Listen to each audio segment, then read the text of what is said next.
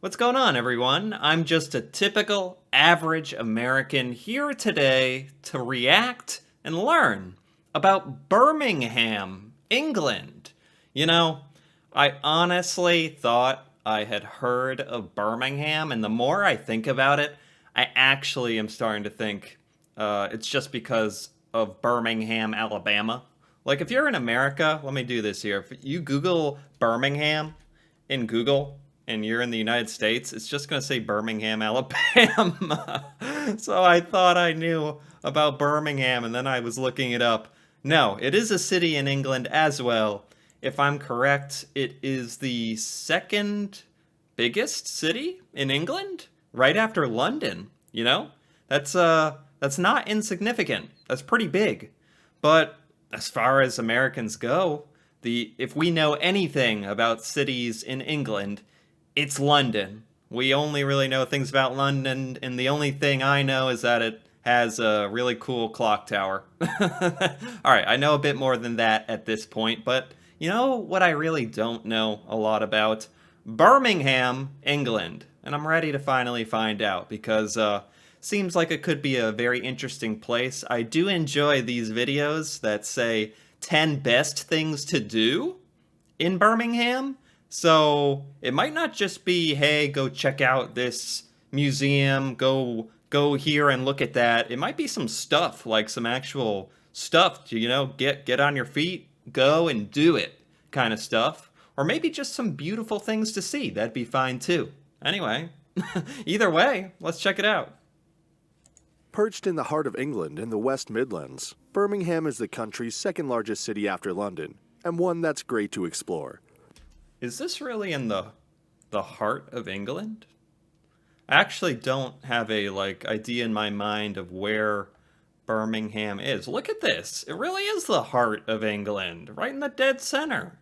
Huh, look at that. And there's London? How far from London is it? Hold on. Can you go visit London and then take a little trip to Birmingham all in one day? Take you about an hour and 52 minutes to do it. Yeah, that's totally doable. Little trip to London, then Birmingham. Okay, there's probably so much to see in both cities you wouldn't really do that, but if you're feeling a little crazy, maybe you would. Why not? It is a city full of character and has a rich cultural program, numerous historical sites, majestic waterways lined with interesting architecture, incredible shopping spots, as well as fantastic restaurants and bars that make every visit worthwhile. This is the most city-looking city I've ever seen, and by that I mean not a modern city. This looks like a used, lived-in city, and that's fine. Fine by me. Probably makes it cool. Before we get into the top 10 things to do in Birmingham, we've included links in the description to... Especially since there's a giant metallic bull right here. Does that mean something? Was I even supposed to notice this bull statue? Because I actually really like that kind of stuff. various discount codes, and links to resources of the world. Make sure you check those out. At number 10 is Cadbury World. What? Wait. Like chocolates? Located about 6 miles from the center of Birmingham, a visit to Cadbury World, one of the biggest chocolate factories in the world, is more Oh my goodness. I'm going to Birmingham. than just a factory tour. Visitors are invited to explore the history of Cadbury Confectionery and learn about the fascinating process of chocolate production. With 14 different zones to discover, visitors can even add their favorite treat to liquid chocolate and create their own type of chocolate pralina. This is the greatest thing I've ever seen. Okay, all joking aside, I really do love factories, feats of engineering, and you know what I like even better? When it's combined with chocolate and stuff that is bad for you and is delicious. Is the Cadbury headquarters or manufacturing plant located in Birmingham? Is that just a coincidence? A visit to Cadbury World takes at least 3 hours and is a great choice for the whole family. Oh my gosh. Number 9. 3 hours at Cadbury World. Is it really called Cadbury World? That's so great. Oh my gosh, and you get to watch the chocolate get mixed. This is fantastic. There could be nothing else on this list. We haven't even touched about like the architecture, the culture, the beauty of Birmingham. They just start out with a chocolate factory, and it's like, okay, you got me. Takes at least 3 hours and is a great choice for the whole family. Number 9 is the Bull Ring. A shopping trip at the Bull Ring, the city's biggest shopping center, cannot be missed in Birmingham. Oh, I thought maybe it was like a bull pen, like a rodeo. Do people in the UK familiar with rodeos and bull riding and cowboys and all that? That's what this made me think of. A bull ring, as in a stadium where people ride bulls. And since I saw that bull statue, I really was reinforcing that in my mind, but not the case. It's a shopping center. A shopping trip at the Bull Ring, the city's biggest shopping center, cannot be missed in Birmingham. Okay. The Bull Ring, which houses a range of over 140 different shops, has its roots in the Middle Ages, where the same location was used for the city's first markets. Today, the Bull Ring is not only the biggest shopping center in Birmingham, but Oh my gosh. This literally looks like a gigantic sized mall, which sounds great, to be honest. also known as one of the best places to shop in the whole of the UK. Okay. At number 8 is St. Philip's Cathedral. I I swear I've heard of this. Dang it, I'm so bad at remembering all of the different cathedrals. St. Philip's Cathedral, okay. Built in 1715 as the new parish church, St. Philip's is a rare and fine example of elegant English Baroque architecture and is one of the smallest Wow. cathedrals in England. Fascinating, Hold on. Back it up. elegant English Look at this. Look at that marble. Beautiful. Baroque architecture and is one of the smallest cathedrals in England. Fascinating both inside and out, the cathedral is home to some remarkable treasures, including the inspiring stained glass windows. Open on Yeah. most days of the week, there are free guided tours offered on some days. Cool. Number 7 is Birmingham Botanical Gardens. Okay. Located Feels like every city everywhere has a botanical garden, but I have to admit it's such a nice way to get outside and get into nature. Even if it is kind of part of the city, it's like the most artificial form of nature you can get. But that's okay. It's a good way to get outside, get moving. I like it. southwest of the city, the botanical gardens are the perfect spot to enjoy the beauty of nature. First Yeah. opened over 200 years ago, the botanical gardens are home to outstanding natural heritage, which is preserved in the garden's 4 spectacular glasshouses that cover everything from tropical rainforest to desert landscape. The botanical Okay. gardens also house a lively birdhouse with an impressive range of local and exotic birds, as well A birdhouse. Exotic birds. Looks like they took this little drone shot at the wrong time of year because all the leaves on the trees are dead. I don't feel like it's doing it justice right now. But looks like a pretty big place, and if it were the right time of year, it'd probably be pretty beautiful. as a seasonal butterfly house that complements the beautiful fauna. Oh, a butterfly house. And a bird cage where you can look at all the species of birds. Okay, that makes it better. At number 6 is Sheldon Country Park. Set in 300 acres of open grassland, wetlands, hedgerows, and some mature woodland, Sheldon Country Park is the perfect place for both short and long walks. Is this like some kind of glorified petting zoo? Can you pet the sheep? Because that would make it a lot better as well. Situated on the very edge of the city, the land has escaped development and has become a haven for wildlife. Close to the park entrance, you will find the old rectory farm that dates from the 17th century and now operates as a demonstration farm, showing traditional methods of farming. Wow, I actually really like this. I'm not even kidding. If you can interact with the animals a bit, learn about farming, I actually like this. I like this a lot. Number 5 is Legoland Discovery Center Birmingham. Oh my gosh. The Legoland Discovery Center Birmingham is the ultimate indoor Lego playground. I'm sorry, but this is the stuff. Cadbury Land. You're getting a glimpse into my real personality here. I'd head straight to the chocolate factory, then make a beeline straight for Legoland. Like, this is the stuff. Again, if I have any defense of myself, this is another sort of feat of engineering, you could say, while also combining like Legos. Is any more explanation needed? With 3 rides, 10 build and play zones, a 4D cinema, and much more. Visitors can enjoy thrilling rides like Kingdom Quest and Merlin's Apprentice, and then discover an entire city made from 1.5 million Lego blocks. There's Yeah. also a build I bet they have all of Birmingham constructed out of Legos in this Legoland.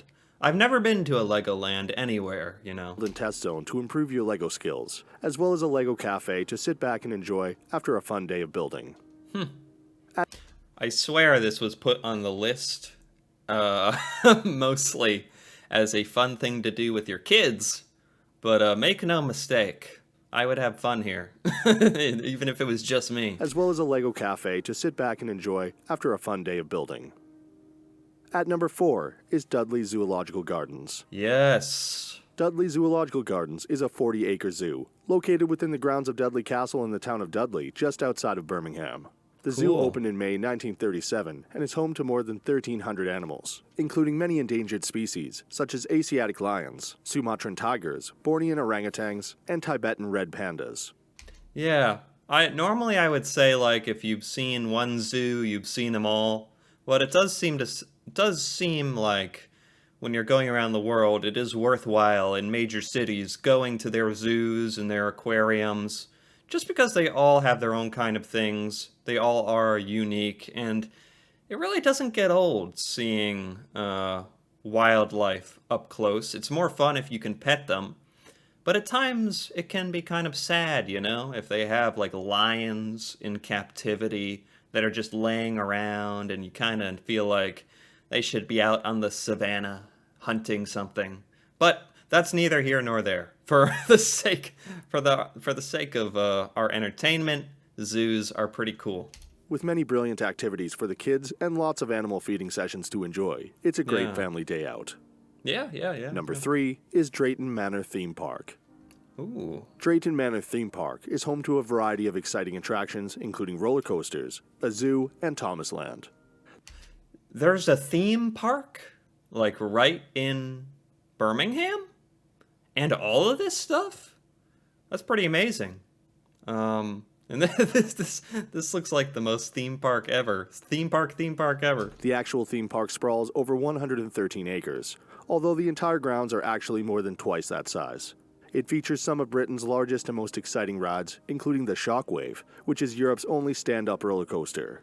The park is Okay. divided into 7 sectors and contains over 40 exhilarating rides and attractions. Cool. I was not. I've watched quite a few videos like this. I don't think I've ever seen one with all this stuff that's like directed right at me. Like, here's a Legoland and a theme park and a chocolate factory. Oh boy, it's usually mostly beautiful historic locations and stuff to learn, which is a whole other kind of thing that's incredible and that you have to do when in these places. But this list is like different. It's more full of action stuff like I don't know how to explain it. At number 2 is Aston Hall. Okay. Situated within a public park on the north side of Birmingham, Aston Hall is one of the most important buildings within the city. As one of the last great Jacobean houses to be built, this 17th century red brick mansion has stood the test of time. Jacobean houses. I don't know what that is. Clearly, this is some kind of historical house. I'm just not at all familiar with exactly what that means. Earning its place as a Grade 1 listed building.